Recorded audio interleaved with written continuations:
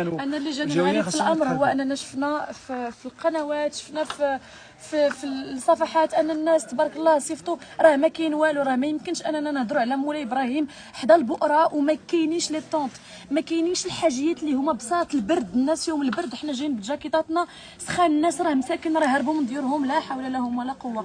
عافاكم اللي يقدر يعاون بالبارطاج، اللي يقدر يعاون يمشي. حنا غدا غادي نتوجهوا ان شاء الله لمنطقه الشيشاوه والتالودات، غنحاولوا نعاونوا. ما نساوش هاد الناس، ما نساوش حنا كلنا خصنا نديروا ايد وحده باش ان شاء الله نقدروا نتجاوزوا هذا المحن. ناعسين في البرد، حنا ما قدرناش كنتحركوا في هذا البرد، كنتحركوا كنجريو ودارنا البرد.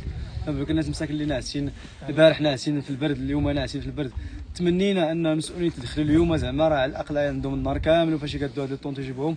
حاليا راه ما كاينه حتى خيمه وحده في مركز مولاي ابراهيم، وهذا هو الاشكال اللي مطروح حاليا، لانه ماشي فقط البلاصه فاش كاين حنا دابا في جمعيه، وانما راه مركز مولاي ابراهيم كامل